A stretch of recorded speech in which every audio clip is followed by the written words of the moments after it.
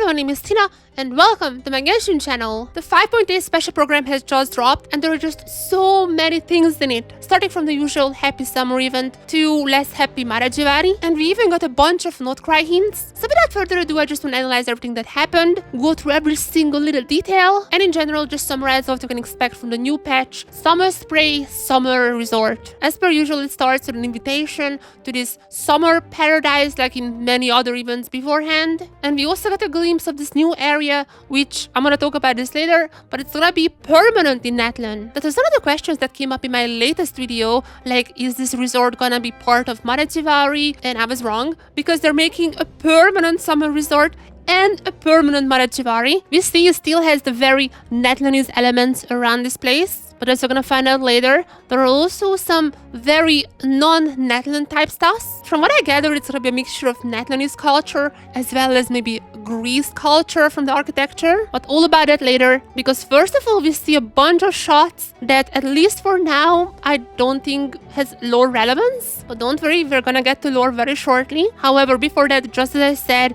you can also see some very Greek-like houses. And the theme, as we expected, is gonna be all about painting this place up. It's kind of like Splatoon. There's gonna be one game mode that's really like Splatoon, but the place is gonna be super vibrant.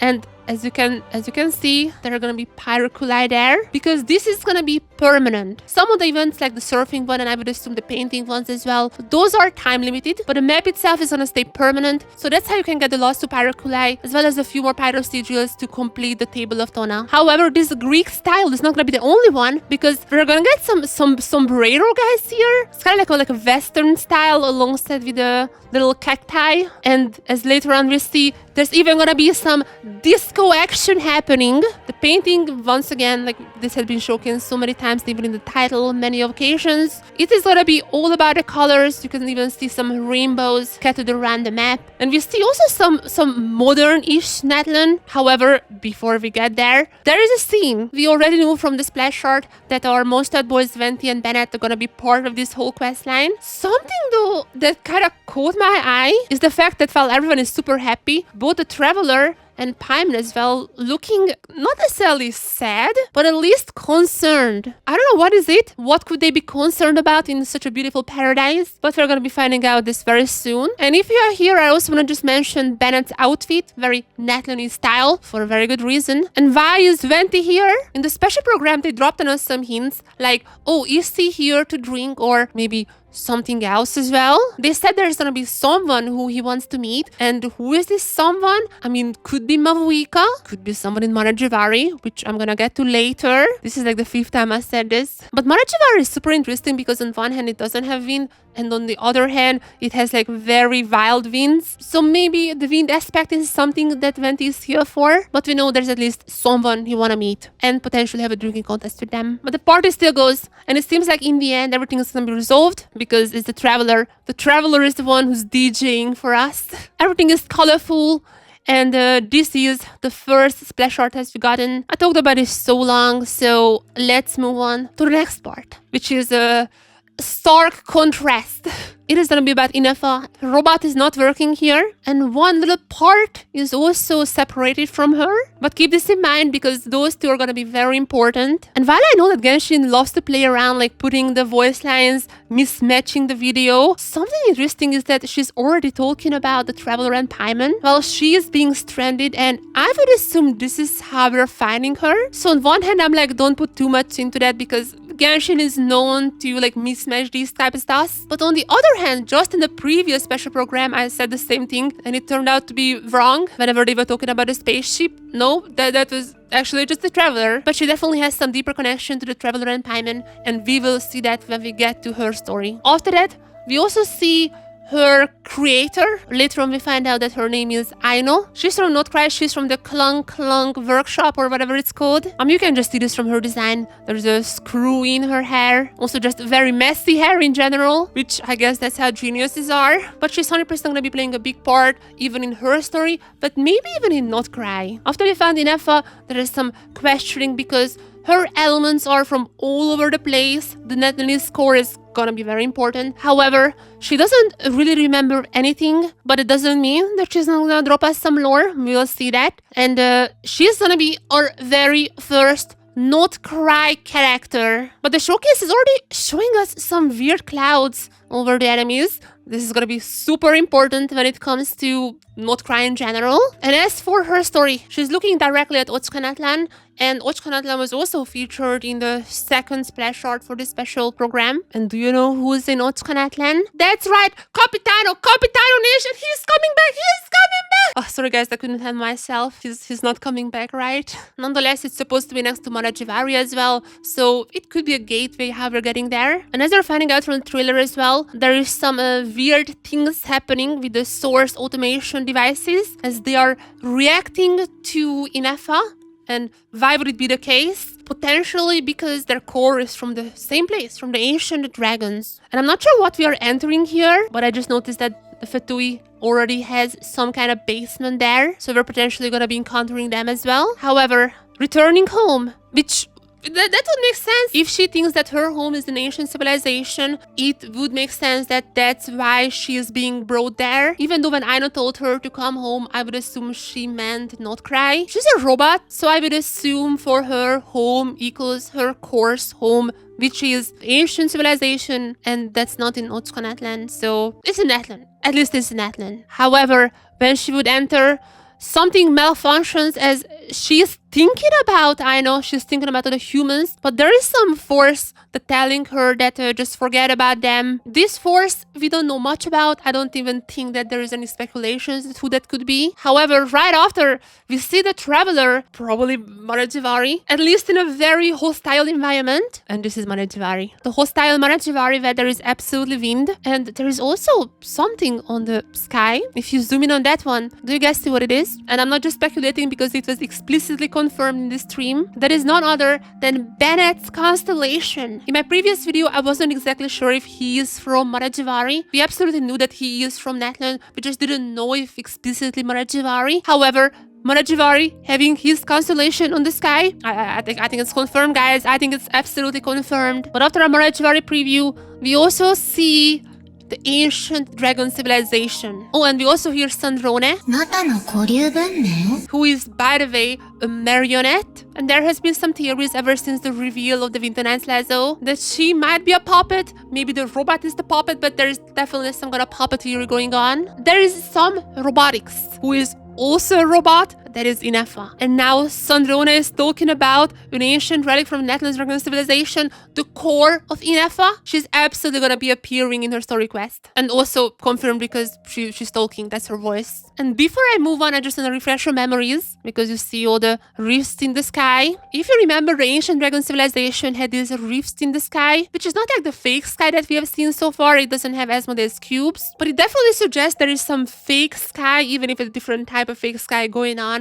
in the civilization. However, as far as I know, it was never really mentioned in the lore. Why is that? But in this case, being in Premier Plan, just in front of us, 100% we're gonna get some explanation why is that. And before I get back to the Bakunawa, I have to talk about Lianka, because this is a name that has already came up beforehand. Lianka was the founder of the Flower Feather clan, and she was with Shibalanke and Ochkan. However, she ended up dying in a battle against Ochkan because of her son's betrayal. And there is one more potentially very important thing we know, is that she was abandoned as a child. Now there's someone else who doesn't know his parents, and that is none other than Bennett. With that being said, I also have to mention that potentially we are seeing 3 different storylines here. One for the summer event, one for Ineffa in Ochkanatlan, and there is potentially one for Mare Jivari and Bennett's story. Could be that Ochkanatlan and Mare Jivari are one and together, and those are gonna be told once, but also could be those are totally separate and Bennett and Ineffa doesn't have anything to do with each other. When they're talking about that her mother survived, it's not necessarily clear which mother they mean, because you don't know anything about her actual mother. However, someone who actually raised her was one of the 13 souvenir lords, one of the dragons, and the dragon who raised her was executed during the siege of Tolan. So because they're talking about surviving and everything, I would assume that's potentially what they mean here, but also could be her real parents, which we just don't know anything about. But before we go on to the next thing, I just had to go back and talk a little bit more about the Baku Nava. It was also mentioned by name later on, and we also found out that actually this guy was made by Rindotir. Rindotir really just out there making the wildest creatures. But this is the immortal monster that ever since 1.0 has been mentioned in so many places, and it was also one of the fragments from the Baku Nava that made Durin possible, like the new Durin. I just wanted to mention that, but we're gonna come back to this later. But before that, for a few frames, don't worry guys, we'll see more of her later, but just for a few frames, we see Yilin and Yilin's new outfit, which is unfortunately pretty good. So I probably have to pay for that. But it's a different story. Talk about it later. Because before that, we have to talk about Ineffa. Ineffa is once again back in this space that we have seen beforehand in front of the weird, some celestial object, maybe something to do with the dragons. And we see her memory fragments, actually very similar in a way to Skirk. And in this fragment, we see something that looks like a propeller. Could be that's one of Aino's other inventions. But also we see a scene of the wild hunt in the Nod-Krai, which is just another word for the abyss used in Chesnea. And that scene could refer to the cataclysm, since Nod-Krai was one of the first regions of the Karya hit by the cataclysm. But we know from the web event that the abyss is searching for something extreme significance in Nod-Krai. So that's absolutely gonna be brought up here as well, a little bit of a prelude to Nod-Krai. And after that, a big drop. A moon being destroyed. So many things here to talk about. As we know, the people of Nod-Krai do not worship the sevens, they worship the moons. Also known as the three moon sisters. I talked about it so many times in previous videos. I don't want to get into the super deep lore here. However, something I want to get into is two potential things. The Baku Nava is an existing thing in mythology. It is none other than a moon-eating serpent. And I don't think Genshin would just use random words like this unless they actually mean this is a moon-eating immortal serpent. That piqued my interest a little bit, and I really don't know if it has any kind of connection. But just as a reminder, we actually know of a moon hunter, someone whose title is the moon hunter in both Japanese and Chinese. Now, what if I tell you that in English it sounds like Raher of Solnari? Rarir, one of the Conrian sinners. Now hear me out, this is a little bit of a wild theory. There is the Baku Nava, a moon-eating, immortal, very important, immortal serpent. And we also know of a moon hunter, Conrian sinner, who's also immortal. Those two things are not necessarily the same, but connected somehow. That is my big theory for this video. We'll see if it comes true or not. And we also don't even know which moon it would be. Like, is it actually Tibet's moon, the one we see in the sky? Is it the fragments of the moon that we've already seen beyond the fake sky? We don't know, and don't think we're gonna get more hints for that, so let's wait for the patch to release. Oh, and also one more thing. I talked about this very extensively in the Shades video that I had, the Shades anime video, because there are two more Korean sinners we don't know about, one of them being Hropchachir and also Rarir. And Rindotir said that Piero is an old acquaintance of her. That line was so sus in the Shades video that I just had to assume that Piero is also one of the sinners. And if Rarir is not the Baku Nava, then it also, I guess, could be Piero. Like, he's in Nod-Krai, the Harbingers wanna make a new moon, possibly. So it absolutely could be applying to him as well. I can see both of them. I'm kind of 50-50 on that. I just wanted to mention. And after that, we also get a confirmation about Marionette, also known as Sandrone. She's the leader of one of the regiment. In Japanese, like, armed forces, so like she's leading a force. However, if you remember, once again, the Shades video, it really looked like that Columbina was not really with the Harbingers. Like, she was just there and they said like, hey, bring her back. So I think the situation could be something like Sandrone and the other Harbingers are having a force and they are one entity. And they could be against Columbina. Even though I don't think we're gonna get to Columbina storyline for now, it does look like that's how the current states are. But I want to talk about this one because it looks like Ineffa is breaking up. We even see very stylistic, some wings breaking out from her. Again, somewhat similar to the memory fragments we have seen in Skirk's trailers. And I just mentioned all these glitches that we are seeing here. Again, I really don't know if Columbina is going to be part of this or not, but these are very similar glitches that we've seen with her in the Shades video. And if we are at similarities, Hu Tao, Am I the only one here? That has been a long time ago, so I don't really remember it had any more lore significance than just she's about to die during the ritual. But this looking very similar to that one. And also could be just the design choice because they've already done this before. But she's a robot, so it makes sense that under pressure she would about to break. With that being said, this is likely gonna be one of the final scenes. It's likely gonna be in the ancient dragon civilization. We see all the dragon civilization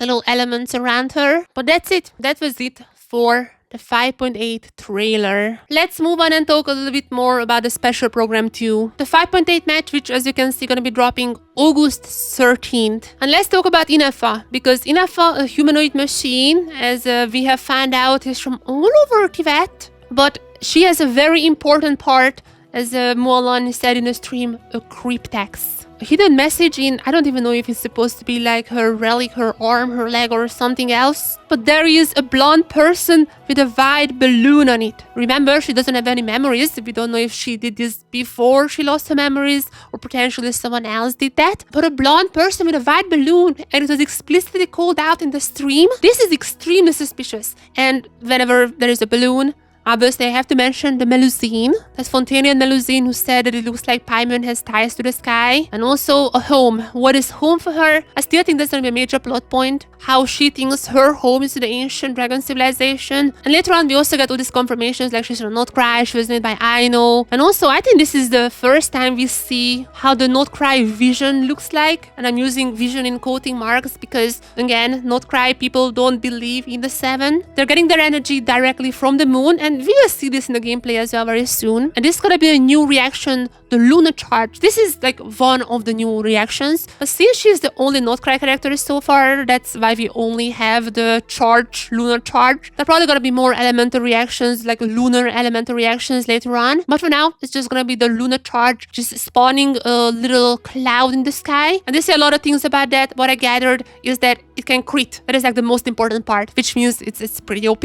So that's gonna be the new meta. Electro is so back, and we're gonna be seeing the crit Electro Charge from now on. And from the gameplays, it looks like that she's gonna be like an off-fielder support type of character. Maybe I'm gonna bring back my old Eimiko comp and just run it with her. But her elemental skill is gonna be summoning up this little robot. It's called Brigitta, and that's gonna enable the little cloud in the sky. That's gonna be charging up the Lunar Charge attacks. And as for the burst, it's like, from what I gathered, just a simple attack. It's not like a super complicated character, but you know what? I'm all here for it. However, during this part of the stream, there was something very important mentioned, and we kind of knew this already. Actually, we very explicitly knew this already. It's just hidden in lore. Talking about the pixels, we got an explicit confirmation that the pixels mean ancient dragons. And Ahav is the one who come into mind because obviously like the whole style of Kinich is very pixely. But if you remember, every single ancient dragon just is kind of blocky, kind of like Rabbit from Minecraft. And apparently it is no coincidence because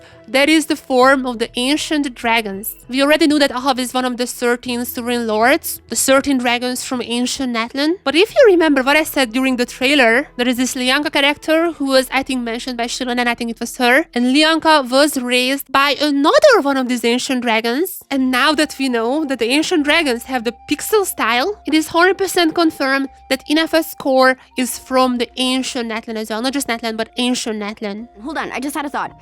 Okay, so Come on there. Could it be that her home is in Nod-Krai? I forgot about that part. Maybe it got into my consciousness and that's why I made this point beforehand. I guess this plot point was already spoiled. Also, I forgot this is gonna be an Archon Quest. So that means it's bigger lore drop time, but it still feels like 3 very different type of content. And the stream explicitly called out the meteorites, the moon meteorites. They didn't say anything more than that. They were kind of just like talking about like, oh wow, that's big. But if you're curious about what I think, then I talked about this beforehand in this video. As for the event wishes, there's gonna be Phase 1, Ineffa, and Chitlolly. And I'm not sure why they waited so long to introduce the Phase 2 characters, but it happened like way later in the stream. That's gonna be Mualani and Chaska. And after some heavy lore drops, they also talked about the Sunspray Summer Resort. I'm not gonna be talking that much about this whole thing in this video. I mean, there's gonna be some hints to future content as just with every single summer event so far. That is something that we're not gonna be finding out about this little segment. So if you're curious, just watch it yourself.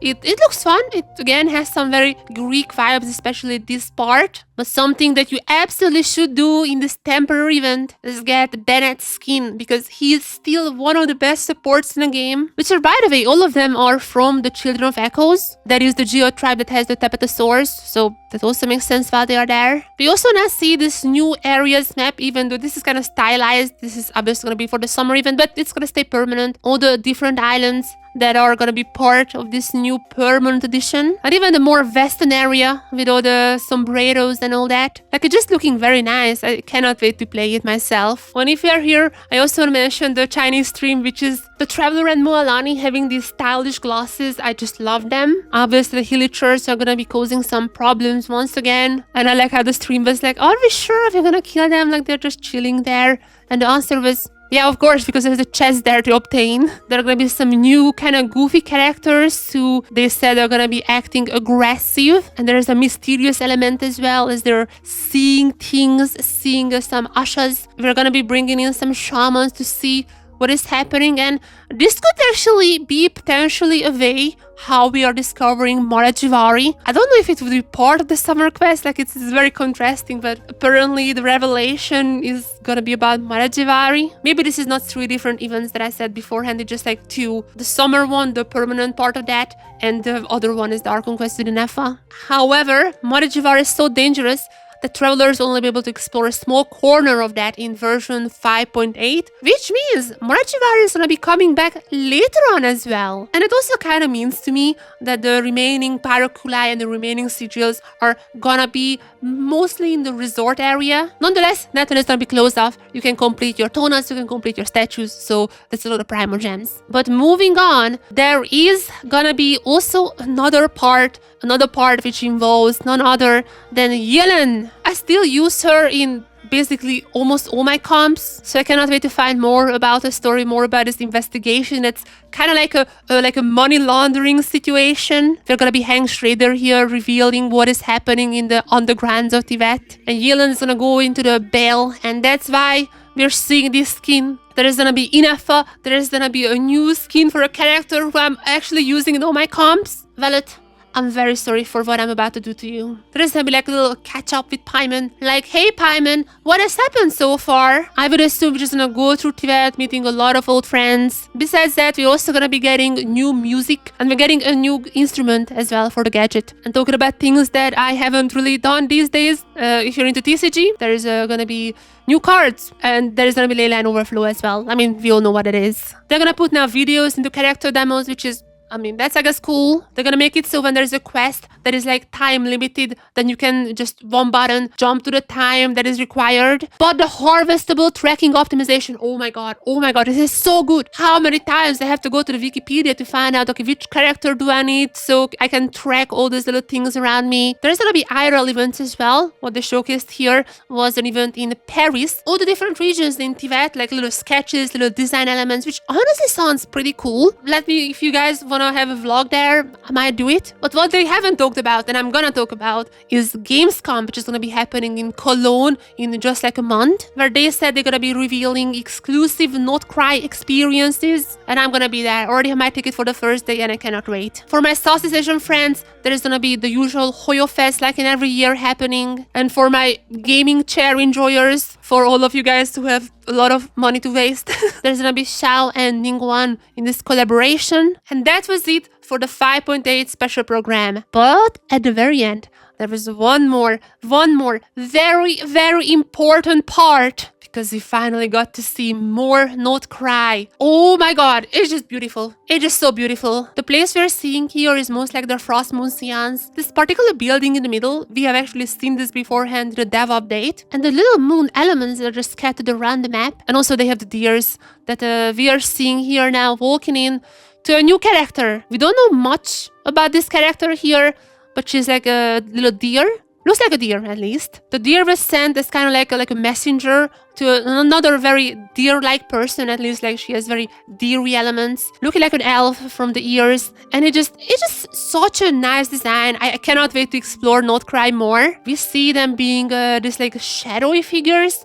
I don't know if what that exactly means or if it has like a gameplay element to this, has any lore element to it, I don't know. But we see the landscapes, the monsters also looking so nice as she is arriving. And for a very short moment, I mean, the way you know that she's gonna be a playable character is that she has a dendro vision. Well, not necessarily a vision, it's like a dendro element. She has a dendro element. And we also know from the description that her name is gonna be Lauma. It seems like the message has arrived to her.